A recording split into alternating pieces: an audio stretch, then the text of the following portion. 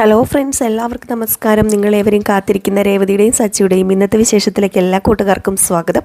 എല്ലാവർക്കും നല്ലൊരു ദിവസം ആശംസിച്ചുകൊണ്ട് തന്നെ നമുക്ക് ഇന്നത്തെ സൂപ്പർ ഹിറ്റ് വിശേഷത്തിലേക്ക് കിടക്കാം. അപ്പോൾ തുടങ്ങുമ്പോൾ തന്നെ കാണിക്കുന്ന നമ്മുടെ രേവതിനെയും സച്ചിനെയാണ്. അങ്ങനെ നമ്മുടെ രേവതി പറഞ്ഞു, അതെ എൻ്റെ അമ്മേനെ കാണാൻ പോകുമ്പോൾ നമുക്ക് രണ്ടുപേർക്കും ഒരുമിച്ച് പോകാമെന്ന് പറഞ്ഞപ്പോൾ സച്ചി പറഞ്ഞു, അതിനിപ്പോൾ എന്താ കുഴപ്പമില്ല, ഒരു കാര്യം ചെയ്യാം, നമുക്ക് രണ്ടുപേർക്കും വൈകിട്ട് ഡ്രസ്സ് എടുക്കാൻ പോകുമ്പം ഒന്നിച്ച് പോകാമെന്നിങ്ങനെ പറഞ്ഞു. ഏതായാലും ഇത് കേട്ടപ്പോഴത്തേക്ക് നമ്മുടെ രേവതിക്ക് വലിയ സന്തോഷമായി കേട്ടോ. അങ്ങനെ സച്ചി അവിടെ നിന്ന് പോയി. പിന്നെ രേവതി കുറച്ച് നല്ല നിമിഷങ്ങളൊക്കെ ഓർക്കുകയാണ്. വേറെ ഒന്നുമല്ല, നമ്മുടെ രേവതി കുളത്തിൽ വീണപ്പോൾ സച്ചി രക്ഷിച്ചതും അതുപോലെ തന്നെ അങ്ങനെയുള്ള കാര്യങ്ങളൊക്കെ ഇങ്ങനെ ഓർക്കുമായിരുന്നല്ലോ. അപ്പോൾ അത് കഴിഞ്ഞ് പിന്നെ കാണിക്കുന്നത് ഫോൺ ഇങ്ങനെ റിങ് ചെയ്യുകയാണ്. അപ്പോഴത്തേക്ക് നമ്മുടെ ശ്രുതി വന്ന് ഫോൺ എടുക്കുന്നു കേട്ടോ. വേറെ ആരുമല്ല വിളിക്കുന്നത്, നമ്മുടെ ചന്ദ്രയാണ്. അപ്പോഴത്തേക്കും ചന്ദ്ര ചോദിച്ചു, എന്താ മോളെ എന്തെടുക്കുക? അതെ, ഞാൻ വന്നതേ ഉള്ളൂ ആൻറ്റി. അല്ല, ഭക്ഷണമൊന്നും കഴിച്ചില്ലേ? ഭക്ഷണമൊന്നും കഴിച്ചില്ല ആൻറ്റി ഭക്ഷണം കഴിക്കാൻ പോകുന്നതേ ഉള്ളൂ. ഞാൻ പുറത്തുനിന്ന് ഓർഡർ ചെയ്തിട്ടുണ്ട്. പുറത്തുനിന്നോ? ദേ മോളെ, കല്യാണം അടുത്ത് വരിക. ഭക്ഷണമൊക്കെ പുറത്തുനിന്ന് ഓർഡർ ചെയ്ത് ശരീരം ചീത്തയാക്കരുത് കേട്ടോ. ആൻറ്റി, എല്ലാ ദിവസവും ഞാൻ പുറത്തുനിന്ന് ഭക്ഷണം വരുത്താറൊന്നുമില്ല. ഇന്ന് ടൈം കിട്ടിയില്ല, അതുകൊണ്ടാ. അത് നല്ലതാ മോളെ. എങ്ങനെയുണ്ട് പാർലർ? നല്ല രീതിയിൽ പോകുന്നുണ്ടോ? പോകുന്നുണ്ട് ആൻറ്റി, കുഴപ്പമൊന്നുമില്ല. ഏതായാലും നന്നായി. പിന്നെ ഞാൻ വിളിച്ചത്, മോള് നാളെ 10 മണിക്ക് വീട് വരെ ഒന്ന് വരണം. അതെന്തിനാ? അത് വേറെ ഒന്നുമല്ല, നമ്മുടെ ശ്രുതിയുടെ അച്ഛമ്മ നാട്ടിൽ നിന്ന് ഇവിടെ വന്നിട്ടുണ്ട്. മോളെ ഒന്ന് കാണണമെന്നാണ് പറഞ്ഞത്. അയ്യോ, അതെന്തിനാ ആൻറ്റി? അത് വേറൊന്നുമല്ല, പേരക്കുട്ടി കേട്ടാൽ പോകുന്ന പെണ്ണല്ലേ, അപ്പോൾ അതുകൊണ്ട് തന്നെ ഒന്ന് കാണണമെന്ന് തോന്നിക്കാണും. അതായിരിക്കും അല്ലേ? കുഴപ്പമില്ല. അതുമാത്രമല്ല മോളെ, നാളെ രേവതിക്ക് താലിമാറ്റൽ ചടങ്ങുണ്ട്. അപ്പോൾ ആ ചടങ്ങിനും മോള് പങ്കെടുക്കണം. അതും കൊണ്ട് മോള് തീർച്ചയായിട്ടും വരണം. പിന്നെ ഇതൊന്നും വേണ്ടാതെ ഞാൻ പറഞ്ഞത് ഈ കല്യാണത്തിനിടയ്ക്ക്. പിന്നെ അച്ചമ്മയുടെ ഒരേ ഒരു നിർബന്ധം, അതുകൊണ്ടാണ്. ശ്രുതിയുടെ അച്ചമ്മയ്ക്ക് ഇതൊക്കെ വലിയ കാര്യമാണ്. ഏതായാലും മോള് നാളെ രാവിലെ ഇങ്ങോട്ടൊന്ന് വരണം. ചടങ്ങിൻ്റെ സമയത്ത് വന്നാൽ മാത്രം മതി കേട്ടോ. പിന്നെ വേറൊന്നുമല്ല, വന്നെന്നൊന്ന് അറിയിക്കണം, അതിനുവേണ്ടി മാത്രം വന്നാൽ മതി എന്നിങ്ങനെ പറഞ്ഞു. ശരി ആൻറ്റി, ആയിക്കോട്ടെ. എങ്കിൽ പിന്നെ മോള് ഭക്ഷണം കഴിച്ചിട്ടേ നേരത്തെ കിടക്കാൻ നോക്കാൻ പറഞ്ഞു. ശരി ആൻറ്റി എന്ന് പറഞ്ഞ് ഫോണൊക്കെ കട്ട് ചെയ്തു. അപ്പോഴത്തേക്ക് കൂട്ടുകാരി വന്ന് ശ്രുതിയോട് ചോദിച്ചു, അല്ല ആരാ ഫോണിൽ? അതെ, ശ്രുതിയുടെ അമ്മയാ. നാളെ ആ രേവതിയുടെ താലിമാറ്റൽ ചടങ്ങ് എങ്ങാണ്ടാ, അതിന് ചെല്ലണമെന്ന് പറയാൻ വേണ്ടി വിളിച്ചതാ. പിന്നെ ശ്രുതിയുടെ അച്ഛമ്മ വന്നിട്ടുണ്ട്, അപ്പോൾ എന്നെ കാണണമെന്ന് പറഞ്ഞു. എടി, നീ ശ്രദ്ധിക്കണം കേട്ടോ, ഈ പ്രായമായവരെ ഉണ്ടല്ലോ നമ്മൾ സൂക്ഷിക്കേണ്ടതുണ്ട്. കാരണം അവർ തിരിച്ചു മറിച്ചൊക്കെ ക്വസ്റ്റ്യൻസൊക്കെ ചോദിക്കും. അപ്പോഴത്തേക്ക് പെട്ടെന്ന് വെളിയിലൊരു കോളിംഗ് ബെല്ല് കേട്ടു. അപ്പം നമ്മുടെ ശ്രുതി, ഈ സമയത്ത് ആരാണാവോ എന്ന് ചോദിച്ചപ്പോഴത്തേക്കും കൂട്ടുകാർ പറഞ്ഞു, വേറെ ആരായിരിക്കും, നിന്റെ കെട്ടിയവനായിരിക്കും എന്ന് പറഞ്ഞു. ഏതായാലും വാതിൽ ചെന്ന് തുറന്നപ്പോഴത്തേക്ക് പെട്ടെന്ന് നമ്മുടെ ശ്രുതി ഞെട്ടിപ്പോയി. വേറെ ആരുമല്ല വന്ന് നിൽക്കുന്നത്, നമ്മുടെ ശ്രുതിയുടെ അമ്മയാണ്. അതിൻ്റെ കൂടെ നമ്മുടെ ആദിയും ഉണ്ട്. ആദ്യമാണെങ്കിൽ ആൻറ്റി എന്ന് പറഞ്ഞ് ഓടി വന്ന് നമ്മുടെ ശ്രുതിനെ അങ്ങോട്ട് കെട്ടിപ്പിടിക്കുകയാണ് കേട്ടോ. ശ്രുതിയാണെങ്കിൽ പേടിച്ചു പോയി. അപ്പോഴത്തേക്കും നമ്മുടെ ആദി പറഞ്ഞു, പറയാണ്ട് വന്നിട്ട് ഞങ്ങൾ ആൻറ്റിക്ക് സർപ്രൈസ് തന്നല്ലേ, എങ്ങനെയുണ്ട് എന്ന് ചോദിച്ചു. അപ്പോഴത്തേക്കും ശ്രുതി ഒന്നും മിണ്ടിയില്ല. അങ്ങനെ ശ്രുതി പെട്ടെന്ന് നമ്മുടെ ശ്രുതിയുടെ അമ്മയോട് ചോദിച്ചു, അമ്മ എന്തിനാ ഇങ്ങോട്ടേക്ക് വന്നത്? അമ്മയോട് ഞാൻ പറഞ്ഞതല്ലേ ഇങ്ങോട്ടേക്ക് വരരുത് എന്ന്, എത്ര തവണ ഞാൻ വന്നു എന്ന് പറഞ്ഞപ്പോൾ ശ്രുതിയുടെ അമ്മ പറഞ്ഞു, എന്താടി ഇത്, വന്ന് കയറിയതല്ലേ ഉള്ളൂ, നീ എന്തിനാ ഇങ്ങനെയൊക്കെ പറയുന്നത്? എൻ്റെ പൊന്നമ്മേ, ഞാനൊരു കാര്യം പറയട്ടെ, ഇനി ശ്രുതി അങ്ങാണോ ഇങ്ങോട്ടേക്ക് വന്നാൽ എന്ത് ചെയ്യുമെന്ന് പറഞ്ഞപ്പോൾ കൂട്ടുകാരി പറഞ്ഞു, ഇല്ലെന്നേ, ആ ശ്രുതിയുടെ വീട്ടിലെ നാളെ ഫംഗ്ഷനല്ലേ, അതുകൊണ്ട് ഇങ്ങോട്ടേക്ക് വരില്ല എന്ന് കൂട്ടുകാരി പറഞ്ഞപ്പോൾ പെട്ടെന്ന് ആദ്യം ചോദിച്ചു, ആരാ ആൻറ്റി ഈ ശ്രുതി? ആൻറ്റിയുടെ ഫ്രണ്ടാണോ? അതെ മോനെ, ആൻറ്റിയുടെ ഫ്രണ്ടാ എന്നിങ്ങനെ ശ്രുതി പറഞ്ഞു. അപ്പോഴത്തേക്ക് നമ്മുടെ കൂട്ടുകാർ പറഞ്ഞു, അതെ, നീ പോയി കൂട്ടുകാരിയോട് പറഞ്ഞു ശ്രുതി, നീ പോയി കുടിക്കാൻ എന്തെങ്കിലും എടുക്ക്, മോനെ വിളിച്ചുകൊണ്ട് പോകാൻ പറഞ്ഞു. അങ്ങനെ അവരങ്ങ് പോയപ്പോഴത്തേക്ക് നമ്മുടെ ശ്രുതി ചോദിച്ചു, എന്തിനാ അമ്മ പെട്ടെന്ന് വന്നത്? അമ്മയ്ക്ക് ഫോൺ ചെയ്തിട്ട് വന്നാൽ പോരായിരുന്നോ? ഫോൺ ചെയ്താൽ നീ വരാൻ സമ്മതിക്കുമോ? അതാ ഞാൻ പറയാതെ വന്നത്. എൻ്റെ കല്യാണം മുടക്കാൻ വേണ്ടിയാണോ നീ വന്നത്? എന്താ കല്യാണം ഇത്? ഞാൻ നിൻ്റെ കല്യാണം മുടക്കുമോ? എന്നിട്ട് എനിക്ക് എന്ത് കിട്ടാനാ? നിനക്ക് കുറച്ച് കാശ് തരാൻ വേണ്ടിയാണ് വന്നത്. ഇത് പിടിക്ക്, ഇതൊരു 50,000 രൂപയുണ്ട്, ഇത് നീ വാങ്ങിക്കുക എന്ന് പറഞ്ഞു. അങ്ങനെ ആ ഒരു പൈസ കൊടുത്തപ്പോഴത്തേക്കും നമ്മുടെ ശ്രുതി മേടിക്കുന്നില്ല. അപ്പോഴത്തേക്കും നമ്മുടെ ശ്രുതിയുടെ അമ്മ പറഞ്ഞു, അതെ മോളെ, ഇത് നീ മേടിക്കുക. അല്ല, അമ്മയ്ക്ക് എവിടെ നിന്നാ ഈ പൈസ? അത് നിൻ്റെ ഇളയമ്മ തന്നു വിട്ടതാ മോൾക്ക് തരാൻ വേണ്ടി. മോള് മേടിച്ചോ മോള് മേടിക്കാതെ ഒന്നും ഇരിക്കണ്ട. കല്യാണത്തിന് ഒത്തിരി ചിലവുകളൊക്കെ ഇല്ലേ, ആ ചിലവുകളൊക്കെ നടത്തണ്ടേ? ആ ശരി അമ്മേ. അല്ല, അവരോട് എൻ്റെ നന്ദി അറിയിച്ചേക്ക്. ഇത് തരാൻ വേണ്ടി അമ്മ ഇങ്ങോട്ട് വരേണ്ടിയിരുന്നില്ല. വിളിച്ചു പറഞ്ഞിരുന്നെങ്കിൽ ഞാൻ അങ്ങോട്ടേക്ക് വരില്ലായിരുന്നു. അല്ല മോളെ, നിന്നെ ഒന്ന് കണ്ടിട്ട് പോകാമെന്ന് കരുതി. അതിനും കൂടിയാണ് മോളെ ഞാൻ വന്നത്. കല്യാണത്തിന് വരാൻ പാടില്ലല്ലോ, അതിനു മുമ്പ് ഒന്ന് കണ്ടിട്ട് പോകാമെന്ന് കരുതിയിട്ടാ ഈ അമ്മ വന്നത്. ദേ നീ പേടിക്കണ്ട കേട്ടോ, ഞങ്ങൾ ഇപ്പം തന്നെ പോകും. ദേ ഇവിടെ നിന്ന് ശല്യം ചെയ്യുന്നൊന്നുമില്ല. മോനെ ആദി ബാ നമുക്ക് പോകാം. അപ്പം ശ്രുതി പറഞ്ഞു, അയ്യോ അമ്മേ ഇപ്പം പോണ്ട, അവിടെ എത്തുമ്പോൾ വൈകില്ലേ, രാത്രിയാവില്ലേ, നാളെ രാവിലെ പോയാൽ മതി. എങ്കിൽ ശരി മോളെ എന്നിങ്ങനെ പറഞ്ഞു. ആ അമ്മയ്ക്ക് ഒരുപാട് സന്തോഷമായിട്ടോ ആ ഒരു വാക്ക് കേട്ടപ്പോഴത്തേക്കും. ഒരു ദിവസം നമ്മുടെ ശ്രുതിയുടെ കൂടെ നിൽക്കാൻ പറ്റുമല്ലോ. ഏതായാലും വലിയ സന്തോഷത്തോടു കൂടി തന്നെയാണ് ആ അമ്മ നിൽക്കുന്നത്. പക്ഷേ നമ്മുടെ ശ്രുതി പേടിച്ച് വിറച്ചാട്ടോ നിൽക്കുന്നത്. ഇതേ സമയം കാണിക്കുന്ന നമ്മുടെ സച്ചിനാണ്. സച്ചി ആണെങ്കിൽ ഒരു ഫോണൊക്കെ ഇങ്ങനെ ചെവിയിൽ ഇങ്ങനെ വെച്ചുകൊണ്ട് നിൽക്കുകയാണ് കേട്ടോ. എന്തോ ഒരു ചെറിയ ടെൻഷൻ ഉണ്ടെന്ന് തോന്നുന്നു. പുള്ളിക്കാരനെ കണ്ട അങ്ങനെ നമുക്ക് ചിന്തിക്കാൻ പറ്റും. കാരണം അതുപോലെ ഒരു ഫോണൊക്കെ ചെവിയിൽ വെച്ച് വേറെ ആരെയൊക്കെ ഇങ്ങനെ വിളിക്കാനൊക്കെ ശ്രമിക്കുന്നുണ്ട്. അപ്പോഴത്തേക്ക് പെട്ടെന്ന് നമ്മുടെ രേവതി വന്നു കേട്ടോ, ഈ ടെൻഷനും കാര്യങ്ങളൊക്കെ കണ്ടിട്ട്. എന്നിട്ട് രേവതി പതിയെ ഇങ്ങനെ വന്നു, എന്നിട്ട് ഇങ്ങനെ നോക്കി തന്നെ നിൽക്കുക. അപ്പോഴത്തേക്ക് നമ്മുടെ സച്ചി ഒരു ചിരിയോടൊക്കെ കൂടി രേവതിയുടെ അടുത്തേക്ക് ചെന്നു. അങ്ങനെ രേവതിയോട് ചോദിച്ചു, അല്ല നിനക്ക് സന്തോഷമായല്ലോ അല്ലേ? ആ എന്തിന്? അതെ, നിൻ്റെ അമ്മേൻ്റെ സഹോദരങ്ങളെ ചെന്നിട്ട് നേരിട്ട് ക്ഷണിച്ചില്ലേ, അതും കൊണ്ട്. ആ അതോ, പിന്നെ എടുത്ത വസ്ത്രങ്ങളും ആഭരണങ്ങളൊക്കെ നിനക്ക് ഇഷ്ടപ്പെട്ടോ? പിന്നെ ഞാനല്ലേ സെലക്ട് ചെയ്തത്, പിന്നെ എന്തിനാ വീണ്ടും ഇങ്ങനെ ചോദിക്കുന്നത്? അല്ല, എന്തോ ഒരു കള്ളക്കളി ഉണ്ടല്ലോ. ഫോണിൽ ആരോ വിളിക്കാൻ നോക്കുകയാണല്ലോ. പെട്ടെന്നൊന്നും അറിയാത്തൊരു ഭാവത്തിൽ നിന്നു. എന്തോ ഒരു കള്ളക്കളി ഉണ്ട്. ആ ഏതേ, ഞാനൊരു കാര്യം പറയട്ടെ, എൻ്റെ മുമ്പിൽ ഒരു കള്ളത്തരവും നടക്കില്ല. അപ്പോഴത്തേക്കും പെട്ടെന്ന് നമ്മുടെ രേവതി ചോദിച്ചു, അല്ല ആരെയാ വിളിക്കാൻ തുടങ്ങിയത്? അത് വേറെ ആരും അല്ല, നമ്മുടെ ആ കാറിൽ കഞ്ചാവ് വെച്ചവനില്ലേ, അവനെ. അല്ല അപ്പം അവനെ കിട്ടിയില്ലെന്ന് പറഞ്ഞിട്ട്? അത് ഞാൻ നിന്നോട് വെറുതെ പറഞ്ഞല്ലേ, നീ സമാധാനമായിട്ട് ഇരുന്നോട്ടെ എന്നോർത്ത്. പിന്നെ ദേ ഞാനുണ്ടല്ലോ, ആ കഞ്ചാവ് വെച്ച സ്ഥലമില്ലേ, അവിടെ ഒന്നുകൂടെ പോയി. അവിടെ CCTV ദൃശ്യങ്ങളുണ്ട്. അത് കിട്ടുകയാണെങ്കിൽ അതേതായാലും നല്ലൊരു തെളിവ് തന്നെ ആയിരിക്കുമല്ലോ എന്ന് പറയുമ്പോൾ പെട്ടെന്ന് നമ്മുടെ രേവതി അങ്ങോട്ട് ഞെട്ടിപ്പോയപ്പോഴത്തേക്കും സച്ചി ചോദിച്ചു, അല്ല നീ എന്താ ഞെട്ടുന്നത്?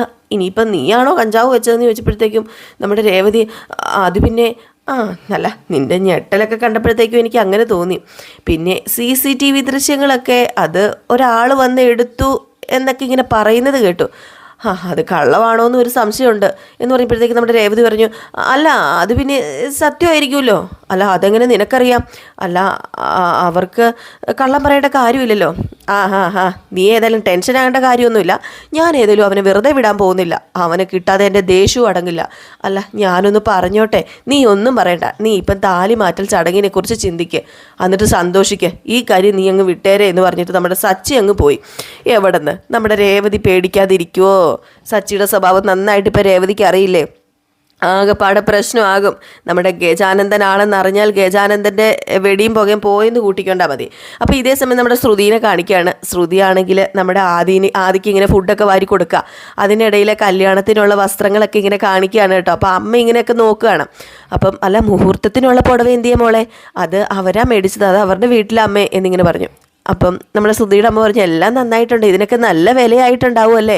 പിന്നല്ലാതെ ആദ്യ വില എറിഞ്ഞ ബോധം കെട്ട് വീഴും എന്നിങ്ങനെ നമ്മുടെ മീര പറഞ്ഞു കേട്ടോ, കൂട്ടുകാർ പറഞ്ഞു. അപ്പോഴത്തേക്ക് ശ്രുതി പറഞ്ഞു, അമ്മയ്ക്കും ആദിക്കും കൂടെ മേടിച്ചിട്ടുണ്ട് മീര, അതെടുത്ത് കൊടുത്തേന്ന് പറഞ്ഞു.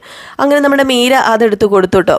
അപ്പോഴത്തേക്ക് പെട്ടെന്ന് നമ്മുടെ ശ്രുതിയുടെ അമ്മ, അയ്യോ ഇത് വിവാഹ ദിവസം ഇടാനാണോ? അപ്പം ഞാൻ മോളുടെ കല്യാണത്തിന് വരട്ടെ?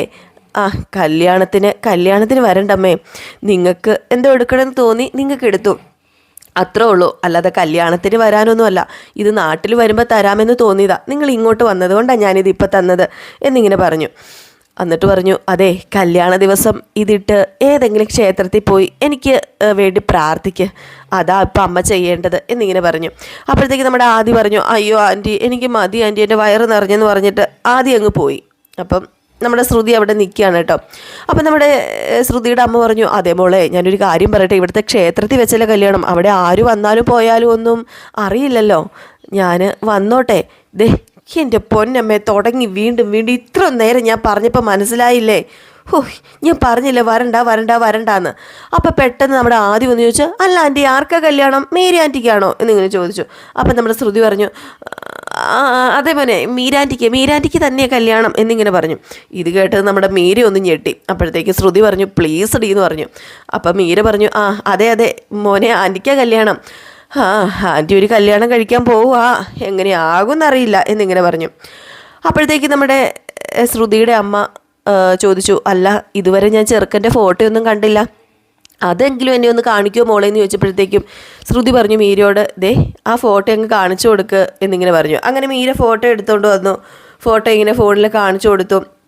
ഏതായാലും ഫോട്ടോ നോക്കി കഴിഞ്ഞപ്പോഴത്തേക്കും നമ്മുടെ ശ്രുതിയുടെ അമ്മയ്ക്ക് ഇഷ്ടമായിട്ടോ. എന്നിട്ട് പറഞ്ഞു, നല്ല ഭംഗിയുണ്ട് മോളെ, ചേരുന്നുണ്ട്, മോൾക്ക് നല്ല ചേർച്ചയാണ്, സുന്ദരനാണല്ലോ എന്നിങ്ങനെ പറഞ്ഞു കേട്ടോ.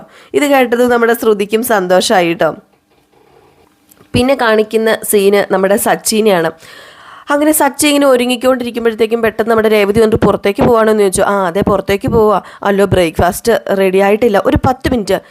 എനിക്ക് വേണ്ട, ഞാൻ പൊക്കോളാം. അയ്യോ വെറും വയറ്റിൽ പോകാതെ കാപ്പി കുടിച്ചിട്ട് പോവാം, ഞാൻ കാപ്പി ഇപ്പോൾ ഉണ്ടാക്കാം എന്ന് പറഞ്ഞ് നമ്മുടെ രേവതി അങ്ങ് പോകാൻ തുടങ്ങുമ്പോഴത്തേക്ക് ഒരു ചായ കൊണ്ടുവന്ന് നമ്മുടെ സച്ചിക്ക് കൊടുത്തിട്ട് പറഞ്ഞു, എങ്കിൽ പിന്നെ ഒരു കാര്യം ചെയ്യേ, കാപ്പി കുടിച്ചിട്ടാലും കുഴപ്പമില്ല, ഈ ഒരു ചായ എങ്കിലും കുടിച്ചിട്ട് പോ എന്ന് പറഞ്ഞപ്പോഴത്തേക്ക് ചായ ഇങ്ങനെ കുടിക്കുകയാണ്. അപ്പോഴത്തേക്കും പെട്ടെന്ന് ചൂടായോണ്ട് പൊള്ളി. അപ്പം പറഞ്ഞു, രേവതി പറഞ്ഞു, ഇത് എന്താ കാണിക്കുന്നത്, സാവധാനം കുടിച്ചിട്ട് പോയാൽ പോരെന്ന് ചോദിച്ചപ്പോഴത്തേക്കും നിനക്കേ കാര്യമൊന്നും പറഞ്ഞാൽ മനസ്സിലാവില്ല. ദേ ഞാനൊരു കാര്യം പറയട്ടെ, ഓട്ടം പോയി കഴിഞ്ഞിട്ടുണ്ടെങ്കിലേ എൻ്റെ വരുമാനം നിലയ്ക്കും, അറിയാലോ, CC അടയ്ക്കണം, അതുപോലെ പലിശ കൊടുക്കണം, പല പല കടങ്ങളുണ്ടേ, ഇപ്പോഴത്തെ എൻ്റെ അവസ്ഥ നിനക്കറിയില്ലേ. പിന്നെ വാടകക്കാരാ ഓടിക്കുന്നത്, അതിൻ്റെ വാടകയും കൊടുക്കണം, ആകെപ്പാടെ കഷ്ടത്തിൽ തന്നെയാണ് ഞാനിപ്പം. അതുകൊണ്ട് ദേ ഇനിയിപ്പം വേറൊന്നും എനിക്ക് നോക്കാനില്ല, ഏറ്റവും പ്രാധാന്യം എനിക്ക് ഈ ഒരു കാര്യം തന്നെയാണ്, ഓട്ടം, വണ്ടി, അതൊക്കെ തന്നെയാന്ന് പറഞ്ഞപ്പോഴത്തേക്ക് നമ്മുടെ രേവതി പറഞ്ഞു, അല്ല ഇന്ന് താലിമാറ്റൽ ചടങ്ങല്ലേ, അപ്പം നിങ്ങൾ ഇവിടെ വേണ്ടേ, എല്ലാവരും നിങ്ങളെവിടെയാണെന്ന് അന്വേഷിക്കുകയല്ലേ, അന്വേഷിച്ചാൽ ഞാൻ ജോലിക്ക് പോയെന്ന് പറയണം. അതെ ഞാനൊരു കാര്യം പറയട്ടെ, ഇന്ന് എനിക്ക് നല്ല ഓട്ടമുള്ള ദിവസമാണ്, ഒഴിവാക്കാൻ പറ്റില്ല. ദേ ഞാനൊരു കാര്യം പറയട്ടെ, ആ ഫൈനാൻസറില്ലേ, ആ ഫൈനാൻസറിൻ്റെ ഒരു ഗോഡൗൺ മുഴുവൻ ഞാൻ ഓരോരുത്തരുടെ കാറുകൾ ഇങ്ങനെ പിടിച്ചെടുത്ത് ഇതൊക്കെയാണ് കിടക്കുന്നത്. ദേ അങ്ങനെ വല്ലതും നമ്മുടെ കാറ് പോയാൽ പറയാൻ പറ്റില്ലേ. ദേ എനിക്ക് പേടിയാ. അതുകൊണ്ട് പോക്കറ്റിൽ എന്തെങ്കിലും മിച്ചം കാണണം, ഫൈനാൻസർക്ക് കൊടുക്കണം, വാടക കൊടുക്കണം. ഞാൻ പറഞ്ഞല്ലോ രേവതി, ആകെപ്പാടെ കഷ്ടത്തിലാണ്, അതുകൊണ്ട് ഞാൻ പോവുക എന്നിങ്ങനെ പറഞ്ഞു. അപ്പോൾ ഇതേ സമയം നമ്മുടെ സച്ചിയല്ല സോറി രവീന്ദ്രനെ അച്ചമ്മേനെ കാണിക്കുക. അച്ചമ്മ പറഞ്ഞു, അതേ പുതുവസ്ത്രങ്ങളും ആഭരണങ്ങളൊക്കെ മേടിച്ചോ? മേടിച്ചു അമ്മേ, ഞങ്ങൾ പോയ വഴിക്ക് അവരുടെ വീട്ടിലും കയറി, രേവതിയുടെ വീട്ടിൽ കയറി അമ്മേനെയും സഹോദരങ്ങളെയൊക്കെ ക്ഷണിച്ചു. പിന്നെ അമ്മേ നിൽക്ക്, ഞാൻ ആ താലിയും വസ്ത്രങ്ങളും ഒക്കെ എടുത്തുകൊണ്ട് വരാം, ഇന്നലെ രാത്രി തന്നെ അമ്മേനെ കാണിക്കണമെന്ന് തോന്നിയതാ, പക്ഷേ മറന്നുപോയി എന്ന് പറഞ്ഞ് നേരെ അതെടുക്കാൻ വേണ്ടി നമ്മുടെ രവീന്ദ്രൻ അങ്ങ് പോയി. അപ്പോഴത്തേക്ക് നമ്മുടെ ശ്രീകാന്ത് അവിടെ ഇരിക്കുക. അപ്പോഴത്തേക്ക് നമ്മുടെ അച്ചമ്മ പറഞ്ഞു, അതെ ഭക്ഷണമൊക്കെ നീയാണല്ലോ, എല്ലാം ശരിയാക്കിയിട്ടുണ്ടല്ലോ, പിന്നെ മാലയും പൂക്കളും ഒക്കെ മേടിക്കണം, പിന്നെ കല്യാണത്തിന് എന്നപോലെ രണ്ടുപേരും പരസ്പരം മാല ഇടേണ്ടതാണ്, നമ്മുടെ വീടൊക്കെ ഒന്ന് ചെറുതായിട്ട് അലങ്കരിക്കണം, ശ്രീകാന്തേ നീ വേണം ഇതൊക്കെ ചെയ്യാൻ. അതൊക്കെ ഞാൻ ചെയ്തോളാം അമ്മേ അച്ചമ്മേ എന്നിങ്ങനെ പറഞ്ഞു.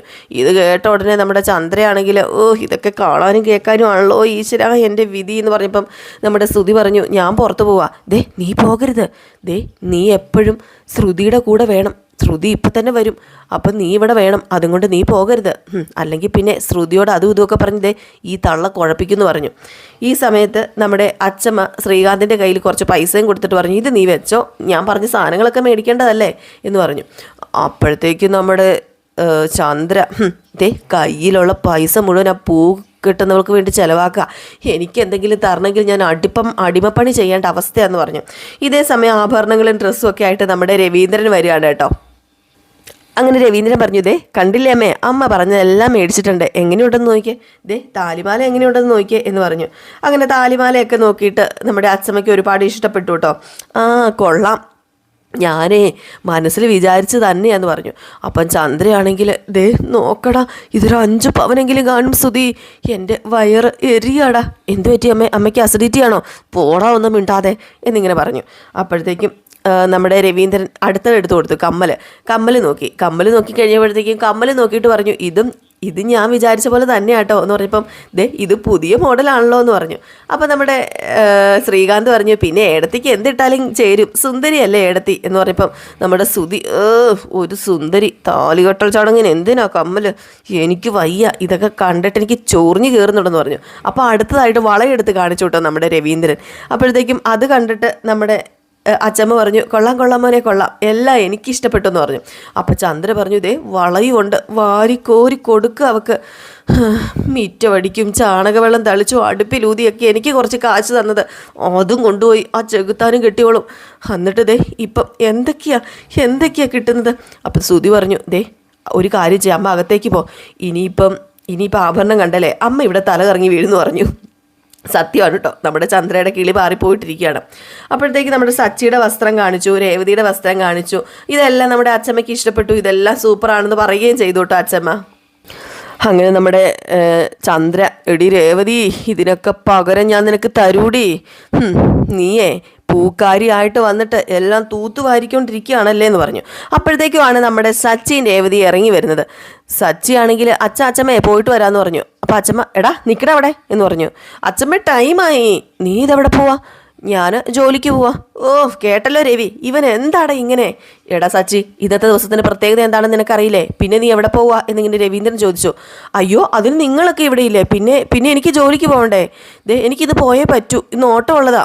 അപ്പോൾ രവീന്ദ്രൻ പറഞ്ഞു അതെ ഇന്നൊരു ദിവസം നീ രേവതി മോളുടെ കൂടെ തന്നെ ഉണ്ടാകണം, അല്ല 10:30-ക്കല്ലേ ചടങ്ങ് തുടങ്ങുന്നത്, അതിന് മുമ്പ് ഞാനിങ്ങ് വന്നാൽ പോരെ?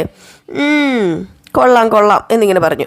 അപ്പോഴത്തേക്കും നമ്മുടെ ചന്ദ്രയാണെങ്കിൽ നിങ്ങളും ഇതുപോലെ തന്നെ ആയിരുന്നല്ലോ, ബസ് എന്ന് പറഞ്ഞ് നിങ്ങൾ അതിൻ്റെ പുറകെ ഓടി, ഇപ്പോൾ ഇവൻ കാറെന്നും പറഞ്ഞ് കാറിൻ്റെ പുറകെ ഓടുന്നു. അപ്പോഴത്തേക്ക് നമ്മുടെ സച്ചി പറഞ്ഞു എൻ്റെ അച്ഛനെ പോലെയാ ഞാനെന്ന് പറയുന്നതിൽ എനിക്ക് സന്തോഷമുള്ളൂ, ഞാൻ നിങ്ങളെപ്പോലെ ആകാത്തത് സത്യത്തിൽ എൻ്റെ ഭാഗ്യം തന്നെയാണ്. അപ്പോൾ നമ്മുടെ അച്ഛമ്മ പറഞ്ഞു സച്ചി ഞാൻ പറയുന്നത് കേൾക്ക്, ഇന്ന് നീ എങ്ങും പോകേണ്ട കാര്യമില്ല. അപ്പോഴത്തേക്ക് നമ്മുടെ രേവതി പറഞ്ഞു അല്ല അദ്ദേഹം പോകുവാണെങ്കിൽ പൊക്കോട്ടെ, പാവം സ്വന്തം വണ്ടിയല്ലല്ലോ ഓടിക്കുന്നത്, വല്ലവരുടെയും വണ്ടിയല്ലേ ഓടിക്കുന്നത്, ഓടിയില്ലെങ്കിലും വാടക കൊടുക്കണ്ടേ, കാറിൻ്റെ ഡ്യൂ കൊടുക്കണം, ലോണുണ്ട് അച്ഛമ്മേ, അപ്പം പിന്നെ പോകാതിരുന്ന് കഴിഞ്ഞാൽ എങ്ങനെയാണ് ശരിയാകുന്നത്? അപ്പോൾ രവീന്ദ്രൻ പറഞ്ഞു അതൊക്കെ ശരിയാ, പക്ഷേ ഒരു ദിവസം പോയില്ല എന്ന് ഓർത്ത് ഇവിടെ ഒന്നും സംഭവിക്കാൻ പോകുന്നില്ല, നിനക്കുള്ള പൈസ ഞാൻ തന്നോളാം. അതൊന്നും വേണ്ട അച്ഛൻ, ഞാൻ 10 മണിക്ക് എത്തിക്കോളാം എന്ന് പറഞ്ഞില്ലേ.